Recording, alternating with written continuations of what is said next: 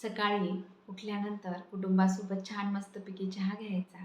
सकाळी आई-वडील, लहान मुलं यांची जी धावपळ असते ती, मुलांची शाळेला जाण्याची तयारी, आईची डब्याची तयारी, वडिलांना ला जाण्याची गडबड, हे बघायला आणि ऐकायला किती मस्त वाटतं ना आपल्याला. म्हणूनच प्रत्येकाने आपलं कुटुंब हे आनंदी का राहील अशी काळजी का नाही करू बरं? नमस्कार मंडळी, मी ॲडव्होकेट योगिता म्हणजेच तुमची वकिलीनबाई तुमचं ह्या व्हिडिओमध्ये सगळ्यांचं मनापासून स्वागत करते. तर आपण या चॅनलवर कायदा हा सोप्या भाषेमध्ये आपण समजावून घेत असतो. मी तुम्हाला कायद्यापासून तुम्ही कशा पद्धतीने दूर राहाल याबाबत खबरदारी कशा पद्धतीने पाळायची, तुमच्या वर्तनामध्ये तुम्ही बदल केला तर तुम्ही कशा पद्धतीने कोर्टापासून तुम्ही दूर राहू शकाल, तुमच्याकडून कसे गुन्हे नाही होऊ शकणार, याची माहिती मी वेळोवेळी देत असते. तुम्ही कोर्टापासून दूर राहण्यासाठी काय दक्षता घ्यायची ह्याच गोष्टी आपण या चॅनलवर बोलत असतो. लहानपणापासून आपण जसं बघतो, ज्या व्यक्तींच्या सहवासामध्ये आपण राहत असतो, त्याच व्यक्तींच्या वर्तनाचा परिणाम कुठेतरी आपल्या वर्तनावरही होत असतो. म्हणून मुलांना आनंदी, सकारात्मक विचारसरणी असलेलं कुटुंब देणं ही आपली एक सामाजिक त्याचबरोबर नैतिक जबाबदारी आहे. आजकाल आपल्याला मोठ्या प्रमाणावर घटस्फोटांचं प्रमाण पाहायला मिळतं आहे. तर ते आपण कसं थांबवता येऊ शकतो, त्यासाठी आपण काय काय करू शकतो हेच आपण ह्या व्हिडिओमध्ये बघणार आहोत. मुळातच समाजामध्ये जे काही सध्या सुरू आहे कौटुंबिक वातावरण व्यवस्थित राहण्यासाठी तेच मुळात विचित्र आहे. कारण की कुणामध्येही आता सहनशीलता राहिलेली नाही आहे. बघा, पूर्वीच्या काळामध्ये कितीतरी कुटुंब, कितीतरी लोकसंख्या त्या विवाह अगोदरच आपण जर खबरदारी घेतली ना, तर आपल्याला चांगला लाईफ पार्टनर मिळणं हे खरंच खूप सोयीस्कर होऊन जाईल. आणि त्यामुळेच आपल्याला जे लग्नानंतर काही वेळेस घटस्फोटाच्या प्रोसेसला सामोरं जावं लागतं, ते कुठे आपण तरी आपण त्यावर आळा घालणं आपल्याला दोन भिन्न वातावरणात वाढलेली, लहानाची मोठी ही परक्या शहरांमध्ये झालेली दोन व्यक्ती एकत्र येतात. नुसत्या दोन व्यक्तीच एकत्र नाही येत, तर त्यांचे कुटुंब, नातेवाईक हे सगळेच एकत्र येत असतात. त्यामुळे आपल्या भारतीय संस्कृतीमध्ये विवाह ही एक संस्था खूप महत्त्वाची आहे. टिकवणं ही प्रत्येकाचीच आपली जबाबदारी आहे. बघितलं, काही भागांमध्ये हे घटस्फोटांचं प्रमाण आपल्याला काही ठिकाणी खूप जास्त प्रमाणात दिसतं, काही ठिकाणी अगदी नगण्य दिसतं आणि काही भागांमध्ये तर हे दिसतच नाही. हे असं का होत असेल बरं? तर काही भागामध्ये आपल्याला शिक्षण जे आहे ते कमी साक्षरता बघायला मिळतो आपण, आणि जिथे साक्षरता कमी आहे अशा भागांमध्ये आपल्याला घटस्फोटांचं प्रमाण हे खूप मोठ्या प्रमाणावर पाहायला मिळेल. आणि शहरांमध्येही फार मोठ्या प्रमाणावर आपल्याला पाहायला मिळतं त्या गोष्टी. काही भागांमध्ये घटस्फोट घेणे, मुलींना न नांदवणे, मुलींचा माहेरी जास्त ओढ असणे आणि मुलाकडच्याही पालकांचा आणि मुलीकडच्याही पालकांचा दोघांच्या संसारामध्ये जास्त लुडबुड असणं हेही घटस्फोटाचं एक महत्त्वाचं कारण असतं. काही वेळेस आपल्याला मुलाकडच्या कुटुंबातील त्या मुलाचे आई-वडील, भाऊ-बहीण यांचा कुठेतरी त्या मुलावर दबाव असलेला आपल्याला बघायला मिळत असतो. मला वाटतं सुरुवातीचे जे 1-2 वर्ष आहे ते आपण मुला-मुलींना दिलेच पाहिजे. त्याने काय होईल, त्या लोकांची मनं जुळतील. मनं जुळले तर त्यांच्या संसारामध्ये अंकुर प्रेमाची फुटायला मदत होईल. मुलाकडील आणि मुलीकडील दोघी मंडळींना मी एक सांगते, की जर त्यांनी फक्त सुरुवातीला फक्त तुम्ही त्या दोघांना काय हवं, काय नको, किंवा काही ठिकाणी मार्गदर्शन असतं. मुलगी जर आधी जॉब करत असेल तर दुसऱ्या शहरामध्ये जॉब करावा का? जर केला तर कुठे करावा? त्या कामाचे तास, मुलाने जॉब करायचा असेल किंवा तो आधीच करत असेल, जर तो बाहेरगावी करत असेल, तर कशा पद्धतीने ते त्यांचं जे संसाराचा जो गाडा आहे तो कसा हँडल करतील, कशा पद्धतीने ते राहतील, याच्यासाठी तुम्ही मार्गदर्शन हे करू शकतात. जर या गोष्टी तुम्ही जर सांभाळून घेतल्या तर सगळ्यांचंच एकमेकांसोबत प्रेमाचे आपुलकीचे संबंध तयार होत असतील. कारण की मुलाकडीलही आणि मुलीकडीलही नातेवाईक मंडळी ते दोघं स्वतः हे प्रत्येक गोष्ट त्यांची नवी असते. खानपानाच्या पद्धती वेगळ्या असतात. राहण्याच्या, स्वभावाच्या सगळंच बदल असतो आणि जर 1-2 वर्ष तुम्ही हा कालावधी दिला, तर यामध्ये कुठेतरी समरसता निर्माण व्हायला मदत होऊ शकते.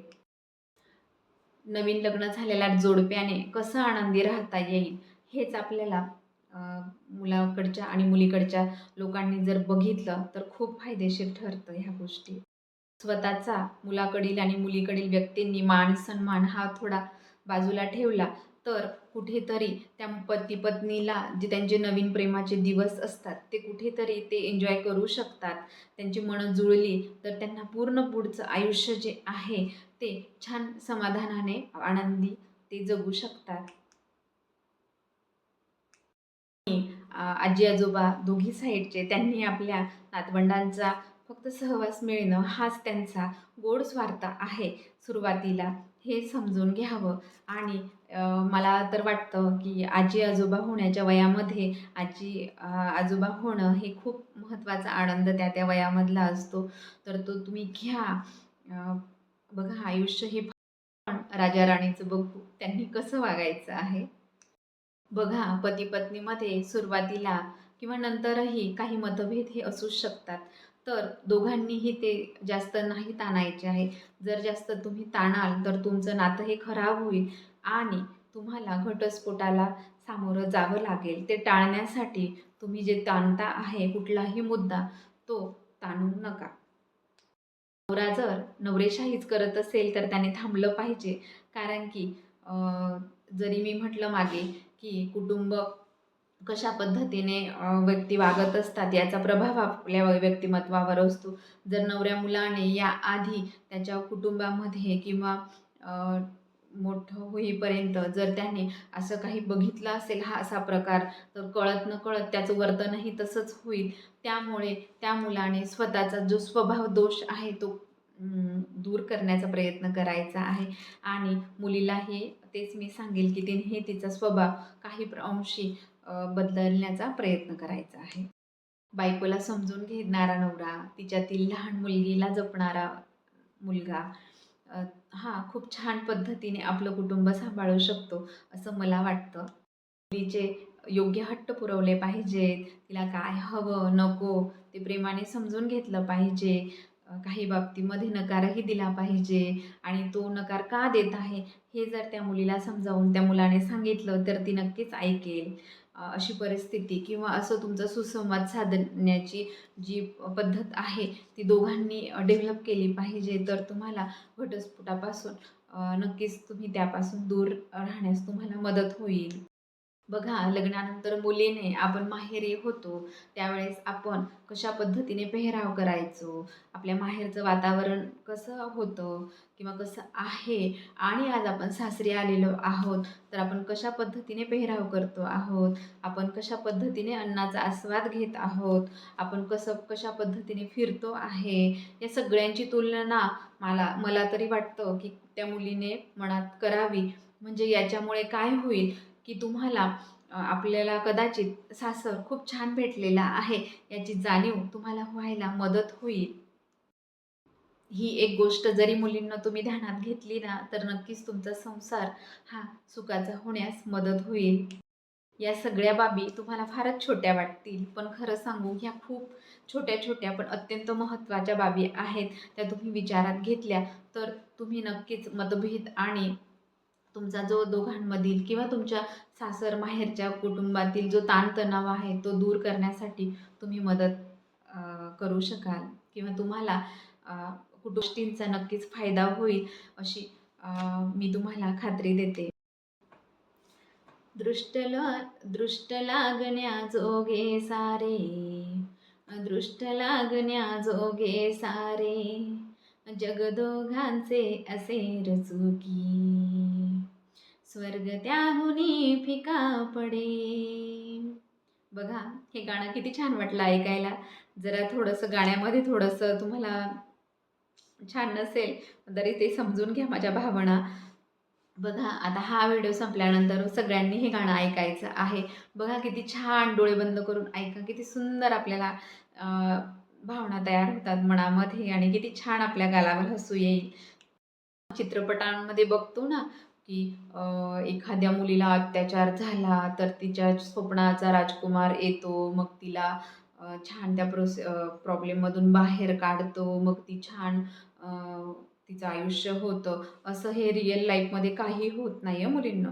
तुम्हालाच तुमच्या प्रॉब्लेमसाठी उभं राहावं लागतं. तुम्हालाच तुमचे प्रॉब्लेम सॉल्व्ह करावे लागतात. तुम्हालाच तुमची बालिशवृत्ती सोडावी लागते. तुम्हालाच तुमच्यासाठी भूमिका घ्यावे लागतात. अन्यायाविरुद्ध आवाज उठवावा लागतो.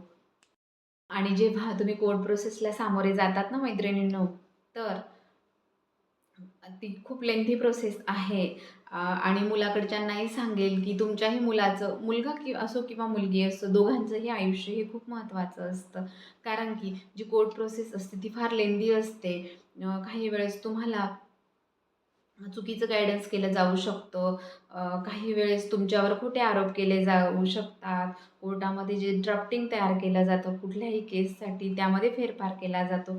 त्यामुळे कदाचित तुमच्या जे मनातील आडी आहे ती अजूनच घट्ट होऊ शकते. म्हणून तुम्ही कोर्टात जाण्यापूर्वी कुठेही तरी सामोपचाराने मला मी मागे सांगितलंच, की तुमचे जे स्वभाव दोष असतात ते कुठेतरी बदलण्याचा प्रयत्न करा. बसा, बोला. दोघांना एकमेकांची कोणती गोष्ट आवडत नाही आहे, कोणती गोष्ट बदलण्याची गरज आहे, हे सगळ्या गोष्टी तुम्ही बोला, व्यक्त व्हा. आणि दोघांनाही सांगते मी, जसे आहेत तुम्ही नशिबाने नवरा-बायको भेटले, तसं तुम्ही एक्सेप्ट करा स्वतःला. जर तुम्ही स्वतःला दोघांनी जर एकमेकांना जर एक्सेप्ट केलं त्यांच्या गुणदोषासहित, तर बघा तुम्हाला जो काही तुमचा जो मॅरेजचा प्रॉब्लेम आहे, जेही आणि मला नाही वाटत, की जेही कुटुंबातील सुरुवातीचे जे वाद असतात, ते खूप मोठे असतात. क्षुल्लक कारणांवरूनच वाद होतात. मग ते त्याची व्याप्ती मोठी होते. आजकाल ना कुणामध्ये सहनशीलताच राहिलेली नाही आहे. मुलींना न नांदवणे, मुलगी सासरी न राहणे, थोडासा त्रास झाला की लगेच माहेरी जाणे अ, किंवा अ, जर मुलगी तुम्हाला सांगत असेल की मला सासरी त्रास होतोय, तर मुलीच्या माहेरच्यांना मी सांगू इच्छिते की प्लीज तिला समजून घ्या. तिच्याकडून चुकीचं पाऊल उचलू शकतं. तिचा कोणी गैरफायदा घेऊ शकतं. हा तुम्हाला वाटतो तितका साधा मुद्दा नसतो. तर प्लीज बी केअरफुल व्हा. तुमच्या मुलीला समजून घ्या. काही गोष्टी सासरच्यांनाही समजावून सांगा आणि कदाचित जर ना त्या ठिकाणी मुलगी नांदवणं शक्यच नाही, तर तुम्ही घटस्फोटाचा पर्याय हा तुम्हाला कायद्याने दिलेलाच आहे. तुम्ही त्याच्यासोबत जाऊ शकतात घटस्फोट घेण्याच्या प्रोसेसमध्ये. बघा, जर लग्नानंतर अपत्य असेल आणि जर तुम्ही घटस्फोटाचा विचार करत असाल, तर प्लीज खबरदार. कारण की तुमच्या दोघांचं आयुष्य आता नाही आहे किंवा हा दोघेही कुटुंबाचा मुद्दा नाही आहे. बघा, आजकाल आपण बघतो समाजामध्ये लहान मुलांवर अत्याचार होत आहेत. त्या मुलांना आपण सुरुवातीला मी सांगितलंच तुम्हाला, की लहान मुलांना सुरक्षित कुटुंब देणं ही आपली प्रत्येकाची शहरात असो, ग्रामीण भागात असो, प्रत्येकाची नैतिक आणि सामाजिक जबाबदारी आहे. तर प्लीज ती आपण छान पद्धतीने जबाबदारीपूर्वक पार पाडूयात. त्या लहान मुलांना आपण छान मायेचं वातावरण देऊया. काय होईल त्या मुलांचे जे भावी नागरिक आहे, जे मुलगा-मुलगी आहे, त्यांच्यामध्ये संस्कार आपल्याला टाकता येतील. त्यांचं बालपण आपल्याला आनंदाने जगता येईल. त्यांचे जे शाळेत जाण्याचे दिवस असतात, त्यांचे ॲक्टिव्हिटीचे दिवस असतात, शाळेत काही प्रोग्राम्स असतात, त्यावेळेस त्या मुलासोबत किंवा मुलीसोबत आई-वडील हे दोघंही असेल, तर त्या बाळाचा आनंद किती छान असेल बरं? याचा थोडासा बसून विचार करा. आणि हो, तुमचं काय घटस्फोट घेण्याचं तुमच्या डोक्यामध्ये खूळ असेल, तर तुमच्या मुलांसाठी तरी तुम्ही ते सोडा, अशी मी तुम्हाला नम्र विनंती करते या व्हिडिओमधून. बघा, लहान मुलींवर आता आपण बघतो अत्याचार होतात. हा बघा एक खूप संवेदनशील मुद्दा मी तुमच्यासमोर मांडते आहे. प्लीज या मुद्द्याला समजावून घ्या थोडंसं. बघा, ज्यांना मुली आहेत, त्यांनी तरी घटस्फोट थांबवता येईल का ते बघा. कारण की काय होतं माहिती आहे का? घटस्फोटानंतर ते अपत्य आईकडे राहील किंवा वडिलांकडे राहील. पण दोघांचंही तर प्रेम मिळायलाच पाहिजे ना, कारण की आई मायेने फुंकर घालते, वडिलांचा दबदबा, काही गोष्टींमध्ये वडील मुलांना छान पद्धतीने सांभाळतात, आई मुलीवर छान पद्धतीने संस्कार करते, आईचं घरामध्ये लक्ष असतं. म्हणून कुठेतरी तुम्हाला तुमचं नातं मुलांसाठी टिकावं अशी मी तुम्हाला विनंती करते. मित्रांनो, सगळं जग स्वार्थी आहे. व्हा ना थोडं स्वार्थी तुमच्या मुलांसाठी. तुम्ही सोडा ना तुमचा इगो. काय तुमचा वाद असेल त्याला थोडं मागे सोडा. अरे आपल्याला आयुष्यच किती असतं, का म्हणून तुम्ही भांडतात? बरं, तुम्ही पहिल्या पार्टनरसोबत घटस्फोट घ्याल आणि तुम्हाला सहजासहजी दुसरा पार्टनर मिळेल का बरं? आणि बरं मिळाला, तर तो नक्कीच तुमच्या पहिल्या पार्टनरपेक्षा छान असेल का? कुठेतरी विचार करा ह्या गोष्टींचा आणि मग निर्णय घ्या. मी बायको जेव्हा माहेरी निघून जाते ना, मुलाला सांगते मी, तर बघा तुमचा भाऊ, तुमच्या बहिणी, तुमचे आई-वडील कुठेतरी त्या पैशांवर मजा मारताना तुम्हाला दिसून येतील. हा हा मुद्दा थोडा गंभीर आहे. हो, होतं असं. कारण की भावाची मुलं असतात, त्यांना खाऊ घेऊन देणे, घरामध्ये किराणा आणणे, जर कामाला बाई असेल तर त्याचं बिल हे तुम्हालाच द्यावं लागेल. आणि हो, जे हे करत असतील त्यांना मी काय म्हणते हे नक्कीच तुम्हाला कळत असेल. बघा, मुलीलाही मी तेच सांगेल, की तुम्हाला जर सासरी त्रास होत असेल ना, तर तुम्ही सासरच्याच भागामध्ये राहायचं. लोकांनाही कळू द्यायचं, की समाज म्हणत असेल, की मुलगी चांगली नाही आहे, तिला नांदायचं नाही आहे वगैरे, वगैरे. तर तुम्ही त्याच परिसरामध्ये राहा. त्यामुळे काय होईल माहिती आहे का? तिथल्याही लोकांना कळेल, की तुम्ही कसे आहात. जेव्हा तुम्ही राहाल, तेव्हा तुमचं कॅरेक्टर काय आहे, काय आहे, ह्या सगळ्या गोष्टी बोलल्या जातात मैत्रिणींनो. थोडंसं समजून घ्या आणि नवऱ्या मुलालाही मी सांगेल, तर प्लीज ह्या गोष्टी कुठेतरी बंद करा आणि तुमच्या पत्नीला सांभाळून घ्या. आणि जर तुम्हाला ते सांभाळायचंच नव्हतं, तर तुम्ही ते लग्न करण्याचीच तुम्हाला गरज नव्हती. मुलींनो, मी तुम्हाला एक सांगते, लग्नाअगोदरच शिक्षण घ्या. काही कला आत्मसात करून घ्या. म्हणजे यदाकदाचित तुमच्यावर जर लग्नानंतर अशी परिस्थिती निर्माण झाली, की तुम्ही कुठे राहाल किंवा तुम्हाला घटस्फोटासारख्या प्रक्रियेला सामोरं जावं लागत असेल, तर तुम्ही तुमच्या शिक्षणाच्या जोरावर आणि कलेच्या जोरावर या प्रसंगाला निर्भीडपणे तोंड देऊ शकाल. पती-पत्नींनी जर मी सांगितलेले सगळे मुद्दे जर काळजीपूर्वक ध्यानात घेतले, तर तुम्ही घटस्फोटाच्या प्रोसेसपासून नक्कीच दूर राहा. मला एक सांगा बरं, तुम्ही तुमच्या आई-वडील, भाऊ-बहीण, नातेवाईक काही तुमचे मतभेद असतील, तर त्यांना घटस्फोट देतात का हो? नाही ना. मग तुम्ही तुमच्या जीवनसाथीला का देतात बरं? का? कायद्याने तुम्हाला तशी संधी दिलेली आहे म्हणून? बघा, आपल्याला 2 स्वभाव वैशिष्ट्य, 2 वेगवेगळ्या वातावरणामध्ये राहिलेल्या व्यक्ती जेव्हा एकत्र येतात, थोडेसे तर तुमच्यामध्ये मतभेद असणारच आहे. थोड्या तुम्हाला तडजोडी कराव्याच लागणार आहेत दोघांनाही कमी जास्त प्रमाणामध्ये. आणि जर तुम्ही तुमच्या आई-वडिलांना, भावा-बहिणींना घटस्फोट देत नाही, तर तुम्ही नवऱ्याला किंवा बायकोला घटस्फोट का देतात बरं? बघा, छान प्रश्न आहे, याचा विचार करा. मी या चॅनलवर तुम्हाला कायदा साक्षरता याबाबत माहिती देत असते. कायद्याबाबत तुम्ही कोर्ट प्रोसेसपर्यंत जाऊच नाही, यासाठी मी तुम्हाला मार्गदर्शन करत असते.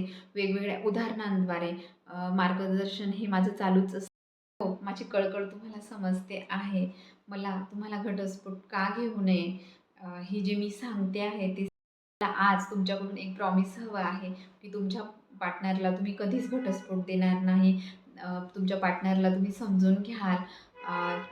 त्याला सुधारण्यासाठी वेळ द्याल किंवा तिला सुधारण्यासाठी वेळ द्याल.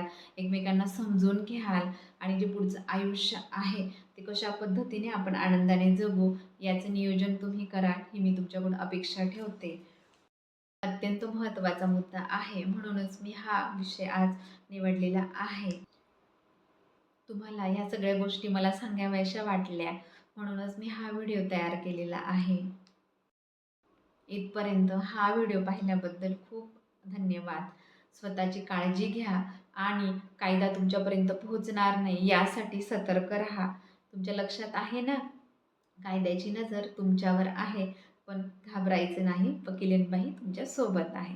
Thanks for watching. बाय.